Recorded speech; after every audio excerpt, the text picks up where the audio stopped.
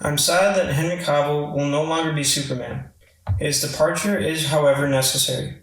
Henry Cavill has always carried himself in a fantastic way. He's optimistic, he's got humor, and he's shown much love and gratitude to the fans. He opened up several times about what Superman means to him. Whenever he steps into the suit, it makes him want to be a better version of himself.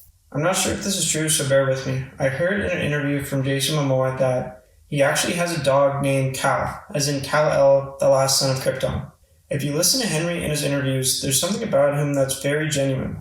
He knows the source material. He knows what Superman means to people. When James Gunn announced a new Superman movie without Henry Cavill, it made me sad that he will not be a part of it. Make no mistake, Henry Cavill's departure makes me sad, but I know that it's necessary. Let me explain why. A sad but necessary departure. For those of you who do not know, James Gunn is writing the new Superman movie, and now he's going to be directing it. If you've been following James Gunn on social media, it's more than safe to say that he's taking inspiration from Grant Morrison's All-Star Superman run. After all, he has made several All-Star Superman tweets in the past weeks. Grant Morrison's take on Superman is in some ways similar but vastly different from Henry Cavill's Superman. Here's a quick rundown for those of you who have not read All-Star Superman. The graphic novel opens up with Superman saving astronauts whose ship is flying towards the sun. Superman gets his powers from the yellow sunlight. His Kryptonian cells absorb the sunlight and more or less process it in a way that gives him his powers.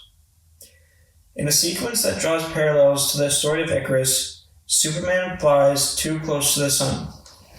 As a consequence, his Kryptonian cells get supercharged. Superman's power levels are at a new high. He's more godlike than ever. The only thing that sucks about this is that he's only got a few weeks left to live. Yeah, that's right. This Superman is at the end of his rope. This, however, is not a traditional end-of-the-rope story. It should feel like a tragic story, but it's not. Sure, there are brief moments where we get to see Clark feel the weight of having the last days of his life ahead of him. But for the most part, we see Superman shows gratitude, and we get to see him give back to the world. Superman chooses to show gratitude and help those in need despite only having a couple days, weeks at most, to live. Now, be honest with yourself. What would you do if you knew you only had a couple days left to live? I think it's safe to say that most of us would treat ourselves to something nice and spend as much time as possible with our loved ones. Now, don't get me wrong, Superman chose to spend time with his loved ones. In a fun chapter, he uses new technology to show Lois Lane what it's like to have Kryptonian powers for a day.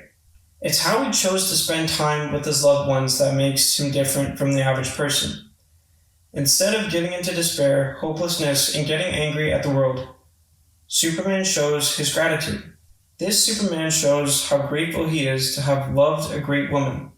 He reflects on how amazing his friends Jimmy Olsen, Perry White, and Batman were to him.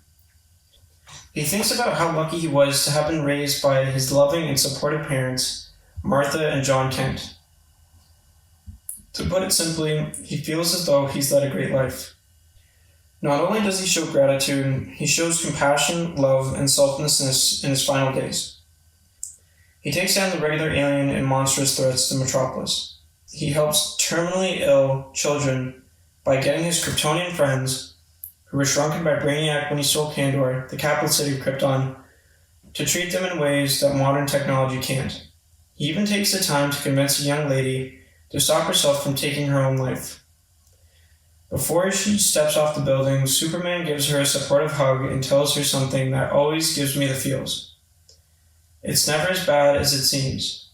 You're much stronger than you think you are. I love All-Star Superman because it's so refreshing to see a character being driven by gratitude, love, and compassion for once, instead of tragedy and vengeance. In a world where there's so many dark and edgy characters, Superman always strives for optimism. Optimism, by the way, is a very, very hard thing to strive for. The common criticism for Superman is that he's a Boy Scout. He's too nice. He's too good-natured. I'd argue that the optimism portrayed by Grant Morrison's take on Superman hits differently. Optimism is very hard because everyone is aware of the disappointments and hardships that life can bring. True optimists like Superman are aware that these disappointments and hardships are ahead of us, yet they still move forward and find ways to rise above the difficult circumstances. That type of optimism is admirable. In All-Star Superman, Clark gets stranded on Bizarro World. All seems hopeless for Clark. He's stranded on a planet stripped of his powers with Bizarro clones that are less than hopeful. Yet somehow, someway, Clark holds on to his optimism. He tries again and again to escape the planet despite the problems that he faces. Eventually, the impossible circumstances turn into a possible escape. When Superman summons the will, his dreams becomes inevitable as he escapes to reunite with his loved ones. Superman is more godlike than ever, not because his strength has increased tenfold. He's more godlike than ever because he chooses to love and inspire us. Period. Henry Cavill's Superman. Henry Cavill's Superman is awesome in an entirely different way than Grant Morrison's All-Star Superman. He's similar in the sense that Man of Steel did not shy away from the fact that Clark came from a loving and supportive family. After discovering that Clark arrived to this Earth on a spaceship, Clark says to his dad, "Can't we just keep pretending that I'm your son?" I always get hit in the feels when his dad hugs his son and replies, "You are my son." Zack Snyder's take on Superman was different from his comic book counterpart. This Clark spent a lot of his life hiding his abilities from the public. With that much hiding and fear for shame of rejection, this Superman gave into a lot of doubt and uncertainty. Clark spent a lot of his time worrying and not a lot of time smiling. Despite this, what always hits me hard in the feels is when Superman receives the love from his family.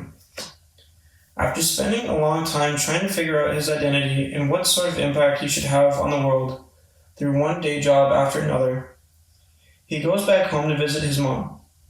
When he sees his mom for the first time in months, all of his doubt and worries go away in a brief moment when he receives the much-needed love from his mother. As corny as it sounds, Zack Snyder made it feel as though family is the real superpower in Man of Steel. Zack Snyder also chose to do something different with Henry Cavill's Superman. He puts his Superman in a position where he has no choice but to compromise his moral integrity. Towards the end of the movie, Henry Cavill's Superman is faced with an impossible choice. Either kill General Zod and stop him from killing an innocent family, or let Zod kill the innocent family. As we all know, Henry Cavill's Superman chose to break General Zod's neck, which killed him. At first, I had mixed feelings about this, but as time went on, I ended up loving this take on Superman. As you get older, you start to understand that the world we live in is messy and complex. It gets harder and harder to figure out what the right thing to do is. We learn in some way, shape, or form that it's impossible to be perfect. And if we're being honest with ourselves, we understand that we're bound to make mistakes. I do not care what your opinion is. None of us can live up to a perfect archetype. We all fall short of showing the highest form of moral integrity because life will throw us curveballs like Henry Cavill's Superman. The universe will throw us into a space where it's impossible to make the right decision. In an odd way, Zack Snyder's choice to put his Superman in a position where he had no choice but to compromise his moral integrity humanizes him in a way that most Superman writers never will. In other words, like Henry Cavill's Superman, we are not God.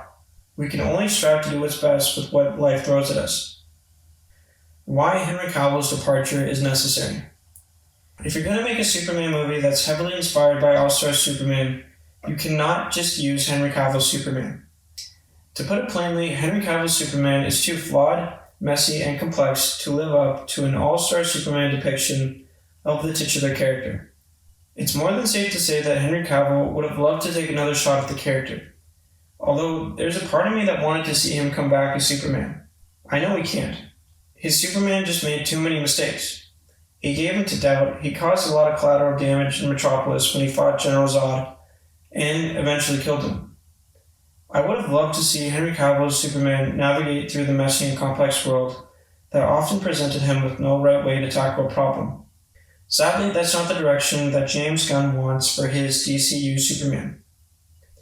Henry Cavill's Superman had a long way to go before becoming the godlike and loving all-star Superman depiction of the character. I wish Henry Cavill's Superman will come back, but I know that James Gunn's new direction for the character is for the best. I don't think all hope is lost, though. Who knows? With the Flash breaking the multiverse open, it's more than possible that Henry Cavill's Superman can come back for a Crisis on Infinite Earths type of event. All we can do is what Henry Cavill and Superman has done. Stay optimistic, folks. As always, leave a comment, subscribe, and stay groovy.